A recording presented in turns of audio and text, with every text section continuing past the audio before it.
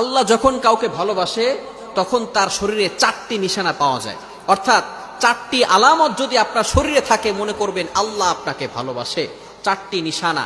1 number হচ্ছে যাদেরকে আল্লাহ তাআলা দ্বীনের সঠিক জ্ঞান দান করেন তাদেরকে আল্লাহ তাআলা মহব্বত করেন। নাম্বার 2, দ্বিতীয় নাম্বার হচ্ছে যারা বেশি বিপদে পড়ে আল্লাহ তাআলা তাদেরকে মহব্বত করেন। যার শরীরে দেখবেন একের পর এক বিপদ আসতেছে, অসুস্থতা আসতেছে, বারবার বিপদ, একের পর এক বিপদ, একটা বিপদ যাওয়ার পর পরে আরেকটা বিপদ আসতেছে, আপনি হতাশ হবেন না প্রিয় ভাই। আল্লাহ তাআলা আপনাকে ভালোবাসেন। এই কোটি কোটি মানুষের ভিতরে আল্লাহ তাআলা আপনার প্রতি ফোকাস করেছেন, আল্লাহ তাআলা আপনাকে ভালোবেসেছেন বিধায় আল্লাহ পাক রব্বুল আলামিন আপনাকে বিপদ দিয়েছেন। মনে রাখবেন নবীদেরকে আল্লাহ তাআলা বিপদ দিয়েছেন।